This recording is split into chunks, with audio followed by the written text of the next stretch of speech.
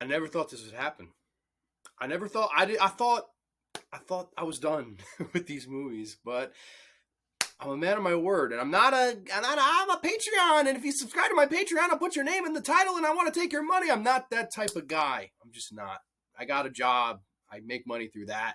If I ever became big enough on here, I would take YouTube's money, but your money, I don't normally want to take. But for this fucking occasion, I had no choice. I said back in that Scream 5 rant with CGI Skeet, that is one of my most popular videos, probably my most popular rant of me opening my ass cheeks and taking a monkey shit covered with cheese on it on Scream 5's face. And I said in that rant, I said if I was only to be compensated, that'd be the only way I'd ever go see in Scream 6. Well, somebody took me up on it. Ghostface Brett, this is for you. Thank you so much. He hit me up. He said, how much? And I was like, dude, I don't want to see it. He's like, what's your fucking PayPal? You got to see it and review it and rant on it. So here we are. This is for you. Scream 6, 7, 6, 7, whatever the fuck, doesn't matter because it's a bunch of nonsense. Scream Dicks. You can call it Scream Dicks. I'm going to call it Scream Dicks, okay? Scream Dicks.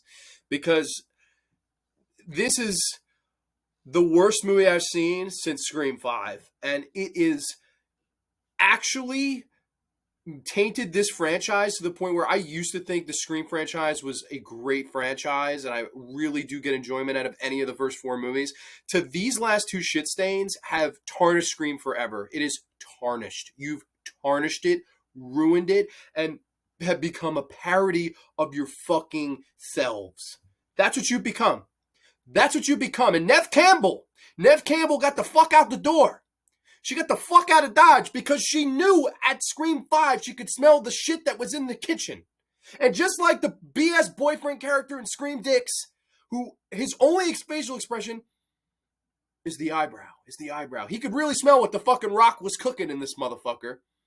Just like that, she could smell the shit in the room and she took off.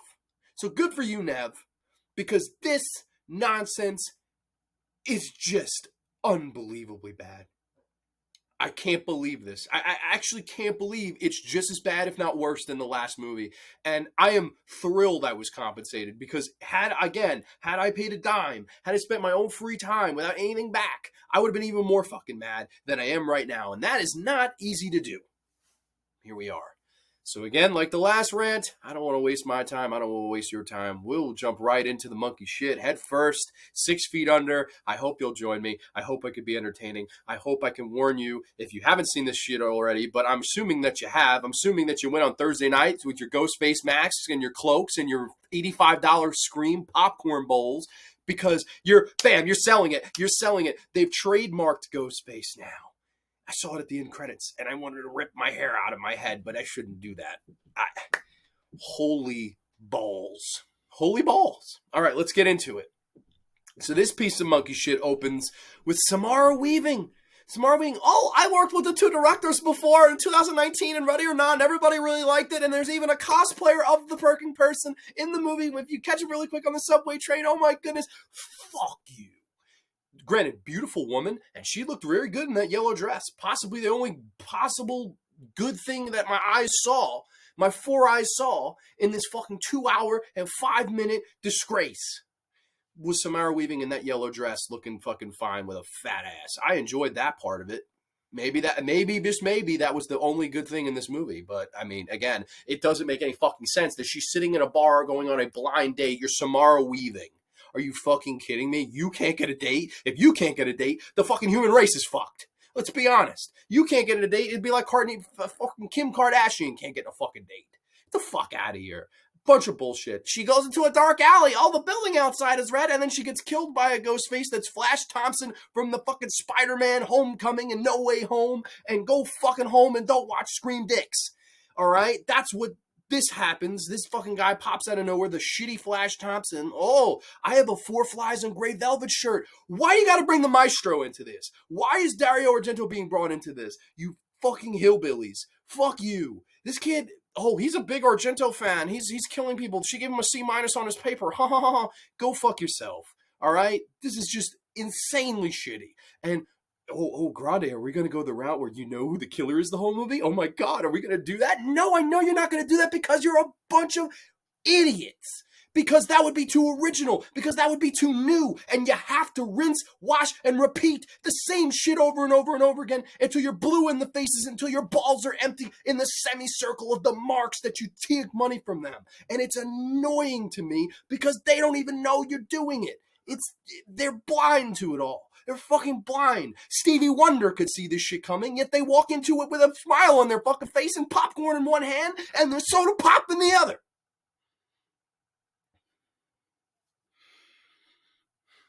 I can't. I just can't. I can't believe. I can't believe it. I really can't.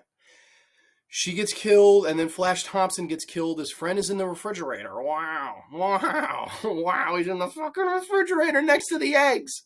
He's in the fucking refrigerator. He gets killed, and then, okay, now our Scream movie's underway, and we get to watch all the merry band of asshole characters that we got to love to hate in the previous Scream movie, Five Cream. Scream 5, this is Scream Dicks now, and we're following the final girl where her eyes are rolling all around the yard. Guess what? Her eyes are rolling all around New York City, baby! And tonight, they're rolling all around the yard because this woman cannot act at all. Melissa Barrera, you deserve a fucking Razzie for this. Because your fucking right eye was looking like it was trying to wander off the fucking set this entire fucking movie. Let's be honest. Your eye, it looked like her eye was trying to fucking run for it. That's how shitty this movie was. I mean, it was like both her eyes were like, okay, money, but I want to fucking actually have self-respect. But her fucking eyes couldn't choose, and I guess she decided to stay on set long enough for them to film her scenes, is what it is. She has become overprotective sister now. And Jenna Ortega, who looks 15 years younger than her, even though they're supposed to be closer in age, whatever the fuck, looks 15 years younger. Jenna Ortega looks like she's 19, and this bitch looks like she's in her mid-30s. Whatever. She goes to a party, and Jenna Ortega is about to blow some guy, and like 3 different people cock block this guy. It's consensual. The guy's, he's like, hey, you want to go to my room? She's like, yeah, I want to go to your room. Consensual. They fucking 3 people go to cock block this guy, and then she tases him in the balls. The only thing that could have made watching this worse was if someone had tased me in the balls before I watched it, because it was a bunch of nonsense. They tase this guy in the balls. This woman should have been arrested for that. You can't tase somebody in the balls. And just for the stay away from my sister. Keep your hands off my sister.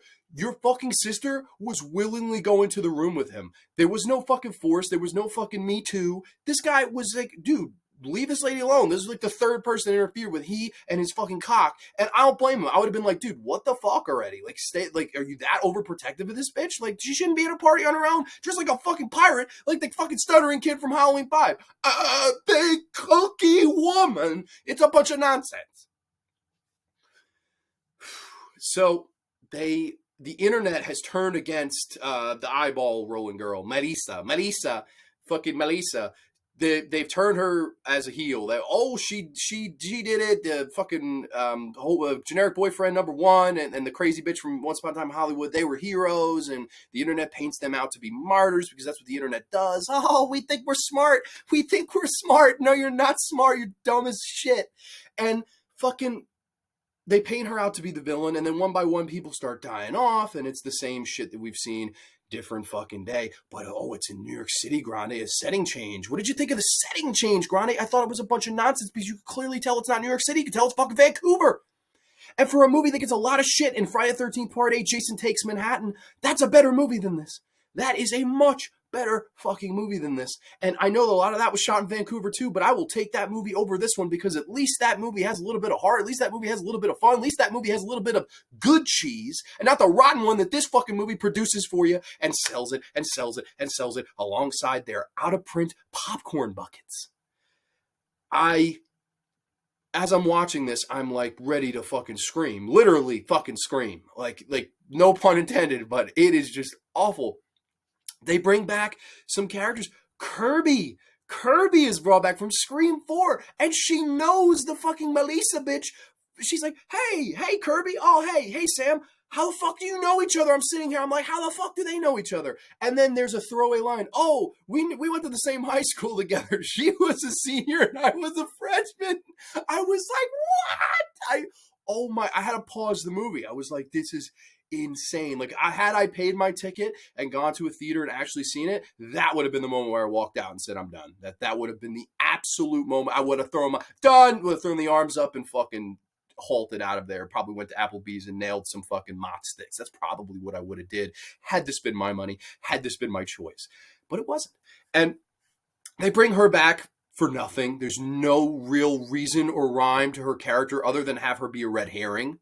Okay, that's a classic Scream staple, Grande, red herrings. You know what also was a Scream staple? Good characters, which this movie is starved of, which this movie does not have a single fucking one. You bring back the core four. We're the core four, guys. We're the core four. I'll put your hands in the semicircle and let's jack it off. These four are all horrible.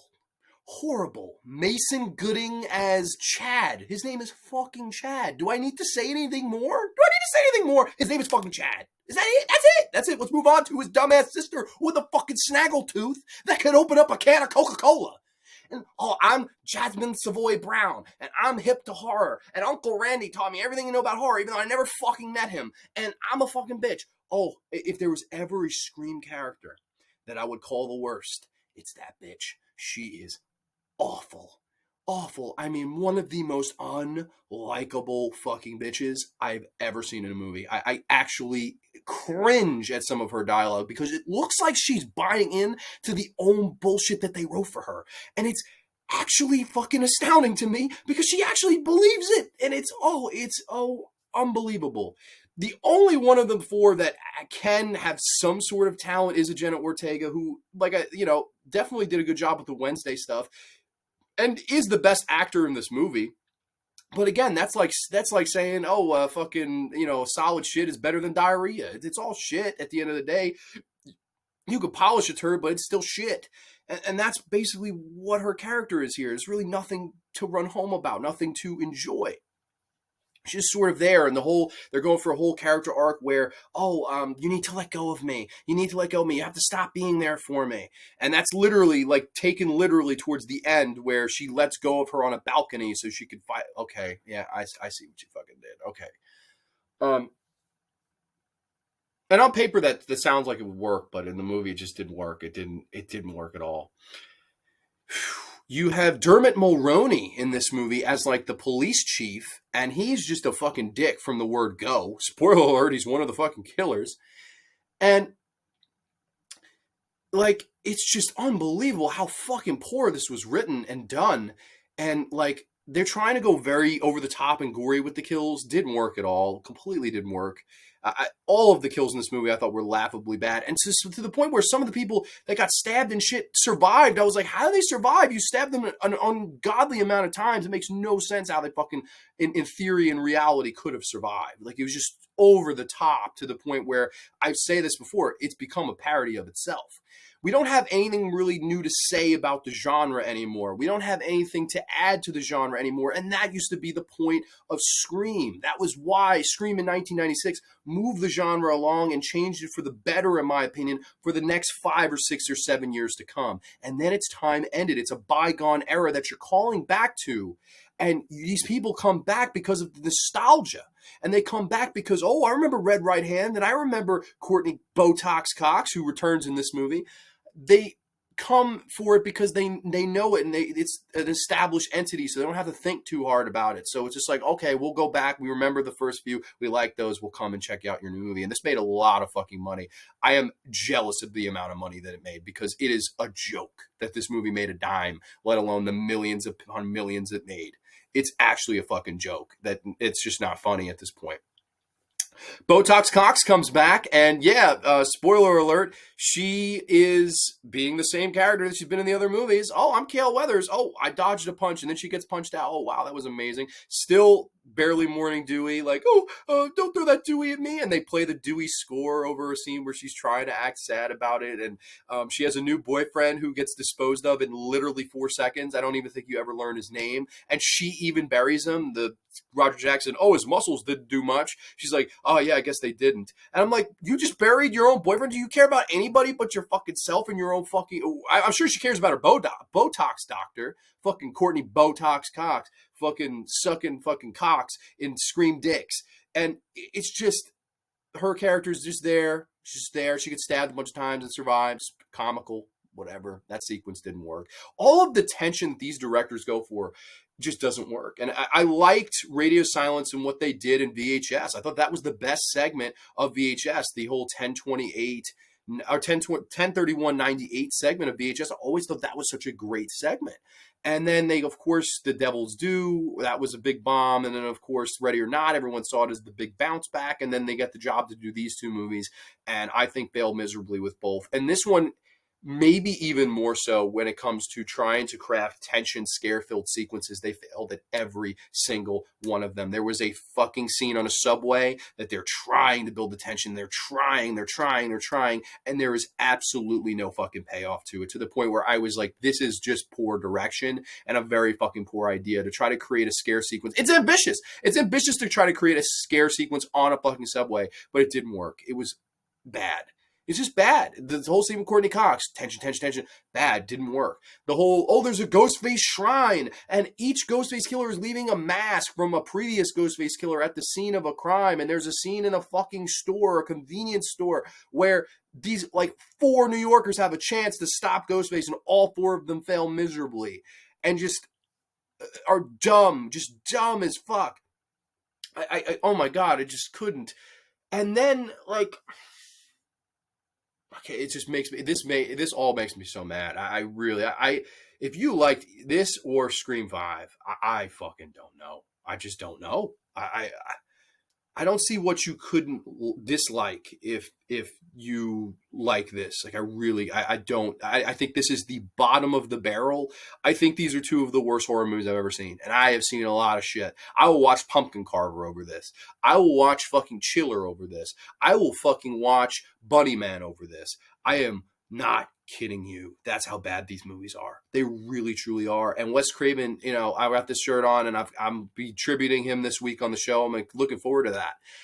You cannot fucking keep doing this. The guy's got to be rolling in his fucking grave. He really has to be, because they just did a horrible job directing and an even worse job writing. The writers for this movie just do not get it. They completely do not get what Kevin Williamson and even Aaron Kruger brought to these movies. They just are completely on a different wavelength creatively than those guys were. It is actually fucking some of the worst writing I've ever seen. All of the characters in this. I'll run through them. You have the last movie you had a redhead girl. This movie you actually have an actual redhead girl she's the slut, and you can't be her because the cops are dead. Spoiler alert, she's one of them. She also dies at a point. It's okay, can't be her. Okay, they're very smart. Oh, she really was the sister at the end. Whatever the fuck. We'll get there. We'll get to the fucking bullshit ending. You have one lady who is like a lesbian lover of the Jasmine Savoy Brown fucking character, and she really has nothing to do. She's like, oh, hey, baby, sweet cakes. It could be you. I'm just being smart and stuff. Bullshit. She gets fucking stabbed and gutted and whatever. She gets fucking killed. She gets thrown off a ladder. Circle fucking WrestleMania. Where the fuck is Jeff Hardy at in this motherfucker? That didn't work. That whole sequence of let's get a bunch of, how many dumbasses in a Scream movie does it take to put a ladder across a window of a fucking apartment building and cross like a bunch of idiots? How many fucking idiots does it take? I want to know. 1, 2, 3. You fucking stink. That whole sequence, awful. Then Dermot Mulroney, my daughter, my son is gone and now my daughter is gone. I'm sad. I'm going to kill this motherfucker. This Dermot Mulroney was horrible in this.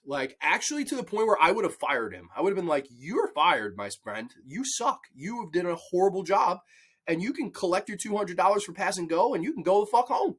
Because that's how bad he was in this. And over the top and unbelievable and just fucking dreadful with his acting. And I usually don't mind Dermot Mulroney, but he was really quite bad in this.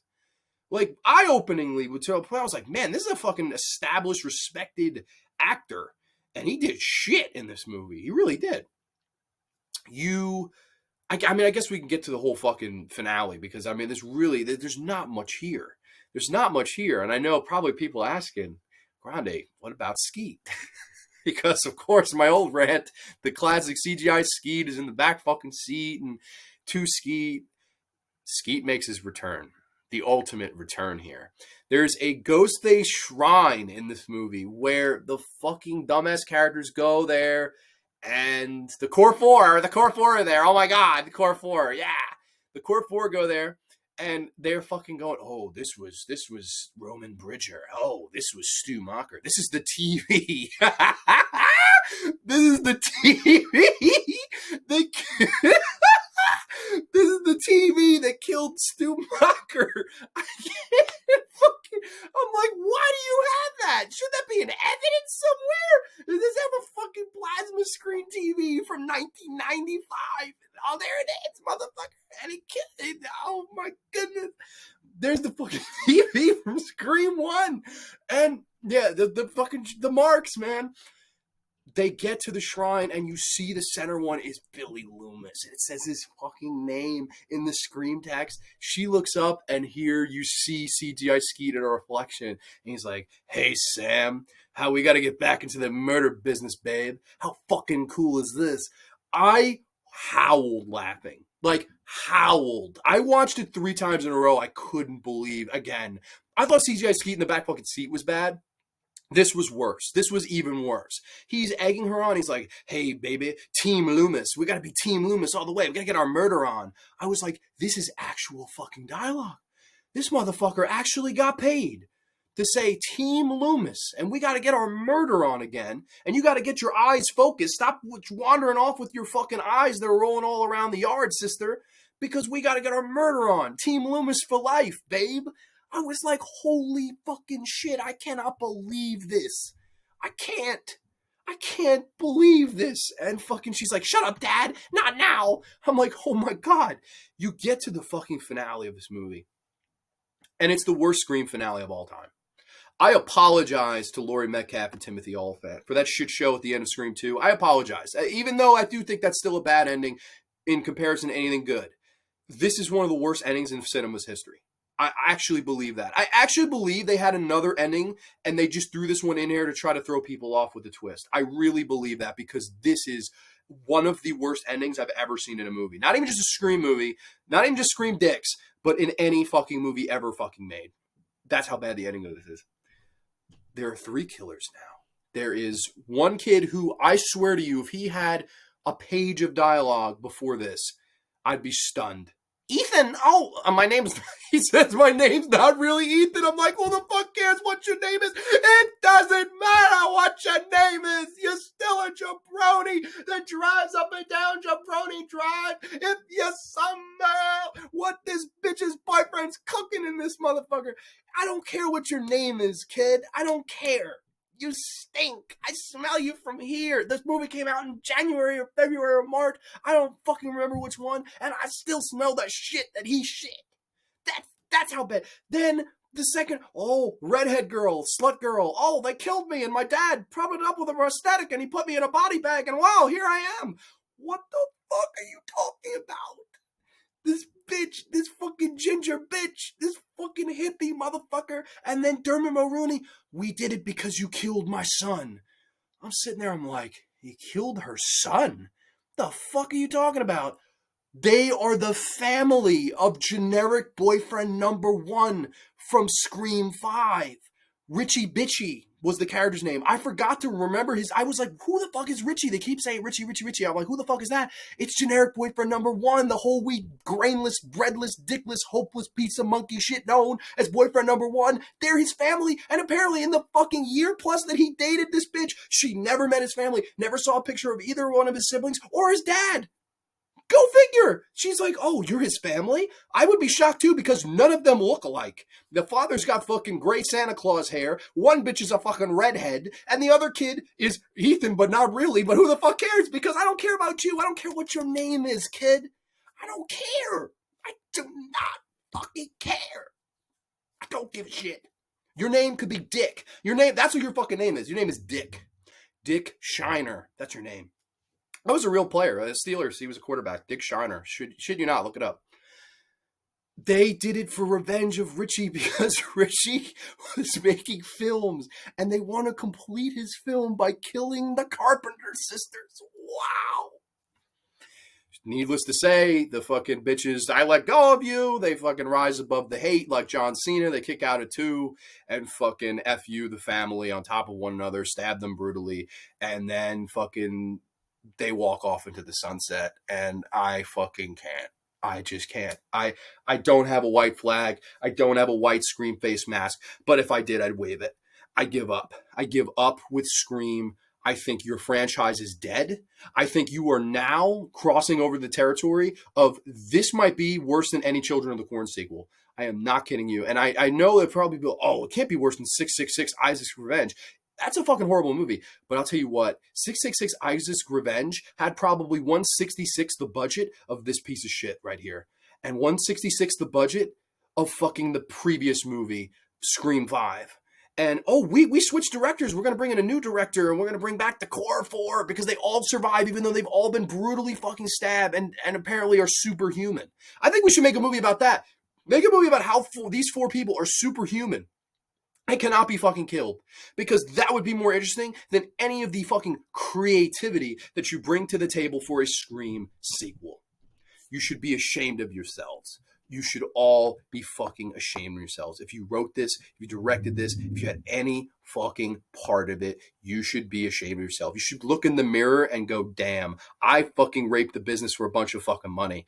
And I'm fucking ashamed of that, because that's what this is now. And the people that cannot get enough of it, I'm sorry. I'm really sorry to say this. And I do mean this. I do. Whatever I've said before, I do mean this.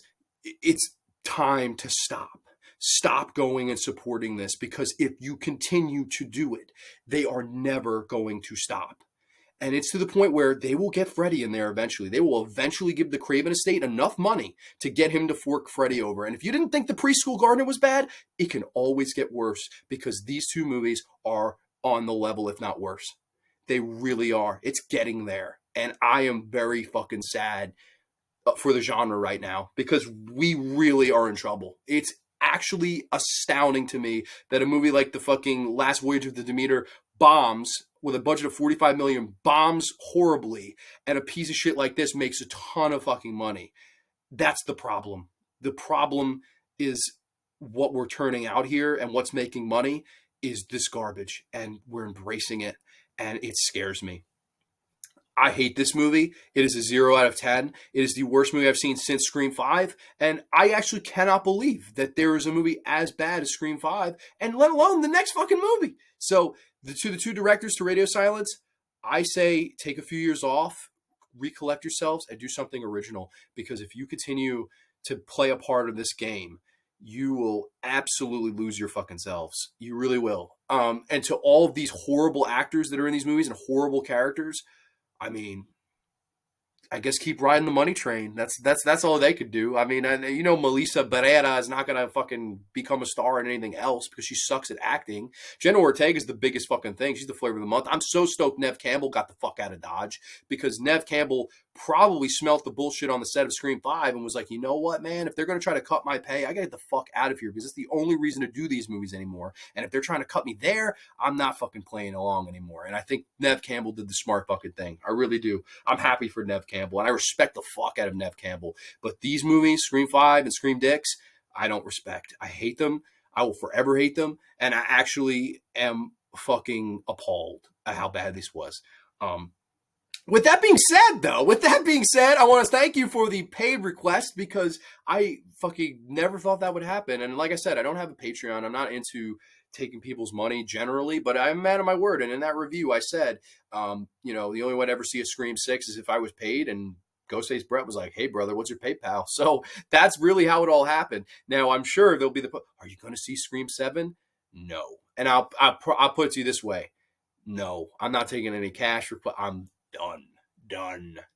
Nope, not doing it. It would have to be, no, actually, no, I'm not even going to say that, because then I would have to watch, I guess someone would fucking do it. If this happened, someone else would do it. So I'm just going to say it now. This is the last Scream movie I ever watch.